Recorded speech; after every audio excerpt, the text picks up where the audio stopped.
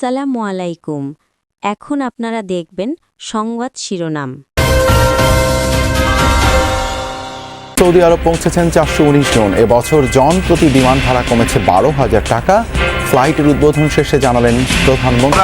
দোয়া চাইলাম দেশের জন্য, দেশের মানুষের জন্য। আমি নিজেও আমার জন্য দোয়া চাইছি, যাতে আল্লাহ আমাকে যে দায়িত্ব দিয়েছেন সেই দায়িত্ব যাতে আমি মানুষের প্রত্যাশা মধ্যে পূরণ করতে পারি।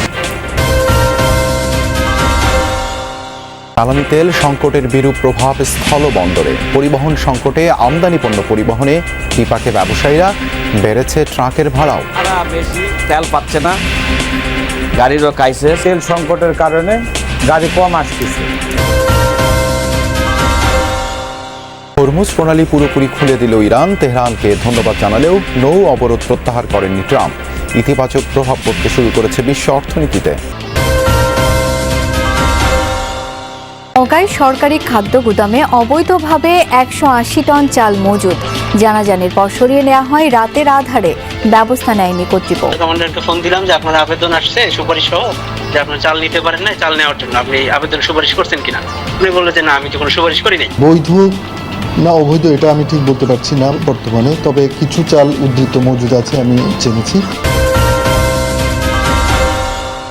নেত্রকোনায় হাওড় অঞ্চলে বজ্রপাত আতঙ্কে চাষিরা। সরকারি হিসাবেই গেল ৬ বছরে প্রাণ গেছে অন্তত ৬২ জনের।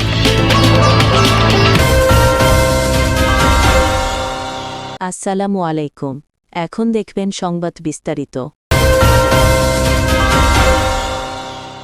মানিকগঞ্জে ৭ বছরের এক শিশু কন্যার মরদেহ উদ্ধারের ঘটনাকে কেন্দ্র করে ঘটে গেল ভয়াবহ ট্র্যাজেডি। অভিযুক্তকে না পেয়ে তার পরিবারের সদস্যদের ডেকে পিটিয়ে হত্যা করেছে বিক্ষুব্ধরা। প্রাণ গেছে আপন ২ ভাইয়ের, আহত হয়েছেন আরও একজন। এ ঘটনায় এলাকা জুড়ে বিরাজ করছে থমথমে পরিস্থিতি। মোতায়েন করা হয়েছে অতিরিক্ত পুলিশ। উপজেলার বনপাড়িল গ্রাম। বৃহস্পতিবার প্রতিবেশীর বাড়ির সামনে খেলা করছিল ৭ বছরের আতিকা। হঠাৎই নিখোঁজ হয় শিশুটি। খোঁজাখুঁজির এক পর্যায়ে সন্দেহবশত এলাকারই নাইম নামের এক কিশোরকে জিজ্ঞাসাবাদ করে শিশুটির স্বজনরা। তার দেয়া তথ্য অনুযায়ী গ্রামের ভুট্টা ক্ষেত থেকে উদ্ধার হয় আতিকার মরদেহ। তুই তো আমার চোখের পানি এক ফুটা দেখা পারছ না, চোখের পানি এই যে তোর আমি কালকে তো ডাক পারবে লাগছি, তুই কি বিউনস না রে মা। ভিড়ের সুযোগে পালিয়ে যায় অভিযুক্ত নাইম। পরিবারের অভিযোগ, কানের স্বর্ণালংকারের লোভেই নাইম ও তার সহযোগীরা শ্বাসরোধ করে হত্যা করে আতিকাকে। তো আইয়া বুয়াইয়া আদর করে তারপরে কয় কি কোনে মারছাও, কো বাবা তোমার কিছু কম না, তোমার কিছু কম না হয়েছে। ছেড়া নিয়ে দেখাই দিছে তারপরে রাত ১০টা বাজে নাতিন উদ্ধার করছে। এখান দিয়ে নিয়ে গেছে একলা, আর ওখান দিয়ে আছে বললাম ৩ জন। ৩ জনে নিয়ে আসা ভুট্টা খেতে মায়েরা ওখানে ফালাই থেকে গেছিল আর কি। শিশুটির মরদেহ উদ্ধারের পরপরই এলাকায় উত্তেজনা ছড়ায়। নাইমকে না পেয়ে ফোন করে ডেকে আনা হয় তার পরিবারের সদস্যদের। পিটিয়ে হত্যা করে নাইমের বাবা ও চাচাকে। গুরুতর আহত হন নাইমের বড় ভাই। গাছের লগে ৩টারে বানলো, বান্ধার পরে এই ঘুষি আর কিলানের পরে সাপল নিয়ে আইলো, দাও নিয়ে আইলো। আজকে যদি আমার খালাতো ভাই ছোট্টারে খুন করতো আমাকে কোনো আপত্তি ছিল না, মানে খুনের উপরে খুন। ওরে মারছে শেষ। আর আগে ৩ জনটা তো মারলো বেনা হরাতে। শিশু হত্যা এবং পিটুনিতে ২ জন নিহতের ঘটনায় থমথমে পুরো এলাকা। এদের বিচার যদি না হয় তাহলে তো এখানে হবই। এটা আমরা চাই জনগণ যাতে এটার সুষ্ঠু একটা বিচার হয়। যে অপরাধ করেছে সে তো অপরাধী, তার বিচার হতো। সাথে তারা আবার পাল্টা হামলা করে কয়েকজন লোককে আহত করছে, মারছে, এটা অন্যায়। পুলিশ সুপার জানান, প্রাথমিক তদন্তে শিশুটিকে ধর্ষণ চেষ্টার আলামত মিলেছে। শিশু খুন এবং ২ জনকে পিটিয়ে হত্যার ঘটনায় জড়িতদের আইনের আওতায় আনা হবে। আমরা প্রাথমিকভাবে মনে করতেছি যে নাইম একাই এই মানে যে ডিসিজ যে মেয়েটা আছে তাকে ধর্ষণ করার চেষ্টা করেছে এবং তাকে শ্বাসরোধ করে হত্যা করেছে। কানে দুল ছিল, তো মানে আমরাও শুনেছি যে ছেলেটা তাকে মেরেছে ওই তার কানের দুলগুলো নিয়ে ২ থেকে ২.৫ কিলোমিটার দূরে একটা বাজারে বিক্রি করেছে। আইন শৃঙ্খলা নিয়ন্ত্রণে এলাকায় মোতায়েন রয়েছে দেশে হাম ও উপসর্গ নিয়ে আরও 5 শিশুর মৃত্যু হয়েছে। এ নিয়ে গত 15 মার্চ থেকে এখন পর্যন্ত 211 জনের প্রাণহানির তথ্য জানালো স্বাস্থ্য অধিদপ্তর। 24 ঘন্টায় রাজশাহী মেডিকেলে এই রোগের উপসর্গ নিয়ে ভর্তি হয়েছে 14 জন। চিকিৎসা শেষে বাড়ি ফিরেছে 24 জন। এছাড়া ময়মনসিংহ, সিলেট, চট্টগ্রাম, বরিশাল, রংপুর ও খুলনা বিভাগেও ক্রমেই বাড়ছে হামে আক্রান্তদের সংখ্যা। সোজার সংকটে বিভিন্ন জেলা সদর হাসপাতালে ওয়ার্ডের বাইরে রেখেও চিকিৎসা দেওয়া হচ্ছে রোগীদের। এতে সংক্রমণ ঝুঁকি বাড়ছে।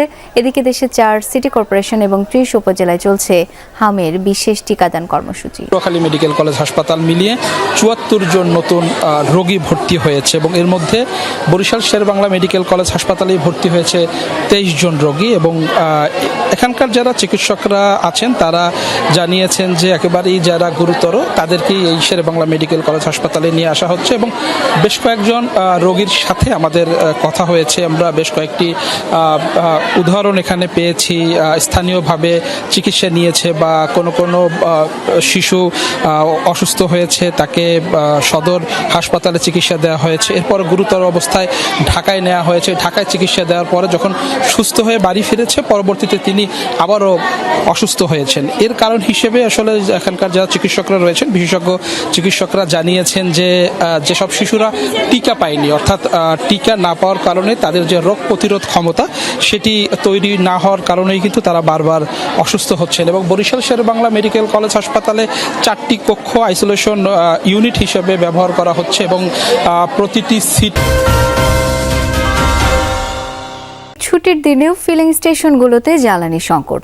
কিউআর কোড ভিত্তিক ফুয়েল পাস বাড়িয়েছে আরও বিড়ম্বনা। পেট্রোল পাম্পের সামনে অপেক্ষমান যানবাহনের সারিতে তৈরি হচ্ছে যানজট। চলছে মজুদ বিরোধী অভিযান। অনিয়মের দায়ে জরিমানা করছেন ভ্রাম্যমাণ আদালত। জ্বালানি সংকটে ভোগান্তিতে পড়েছেন যানবাহন চালকেরা। জ্বালানি তেল নিতে অপেক্ষা করতে হয় ঘন্টার পর ঘন্টা। তেল দেবার খবর শুনে কুড়িগ্রামের নাগেশ্বরী উত্তরা পাম্পের সামনে বৃহস্পতিবার রাত থেকে লাইনে দাঁড়াতে চৌকি, বেঞ্চ, টুল নিয়ে হাজির মোটরসাইকেল ও যানবাহন চালকেরা। কুড়িগ্রাম জেলা শহর 9টি উপজেলার 22টি পাম্পে পর্যায়ক্রমে জ্বালানি তেল সরবরাহ করলেও সংকট কাটছে না। 8 ঘন্টা দাঁড়িয়ে থাকার পরও আমি পুরাতন নাগেশ্বরী পুরাতন পাম্পে ওখানে তেল পাই নাই। কেউ মনে করেন গাড়ি রাখছে, কেউ সাইকেল, কেউ বিএনসি রাখি সিরিয়াল নিতেছে। দূরে বাড়ি আছে, ওরা আসতে সময় লাগবে। এখানে আত্মীয় স্বজন আছে, ওনাদের মাধ্যমে চকি বা বাইসাইকেল এখানে রাখা দিচ্ছে।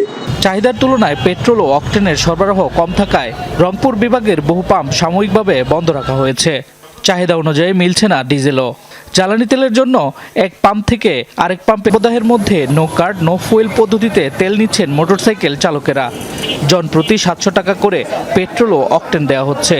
ফুয়েল কার্ডের মাধ্যমে তেল নিতে পেরে স্বস্তি প্রকাশ করেছেন অনেকে। অন্যদিকে বৃহস্পতিবার রাতে নাটোরের একটি ফিলিং স্টেশনে তেল দিতে দেরি হওয়ায় ভাঙচুরের ঘটনা ঘটে। আগে তেল নিচে অনেক ভিড় ছিল, ভিড় ঠেলে ঠেলে তেল নেওয়া লাগছে। এখন ভিড় কম, আলহামদুলিল্লাহ এখন ঠিক আছে। নওগাঁয় খোদ সরকারি খাদ্য গুদামে অবৈধভাবে 180 মেট্রিক টন চাল মজুদের অভিযোগ পাওয়া গেছে। এর সাথে জড়িত একটি চক্র। তারা গুদামের চাল গুদামে রেখেই ফায়দা লুটতে চান। বিষয়টি ধরা পড়লেও কোনো ব্যবস্থা নেয়নি কর্তৃপক্ষ, বরং গা বাঁচাতে রাতের আধারে গুদাম থেকে ওইসব চাল সরিয়ে নিয়েছেন জড়িতরা। দেখা গেল অলস সময় কাটাচ্ছে একদল শ্রমিক। গুদামে নিয়মিত চাল খালাসের কাজ করেন তারা, কিন্তু কাজের বদলে কেন তাদের এই অখণ্ড অবসর? কতজন মানুষ বেকার?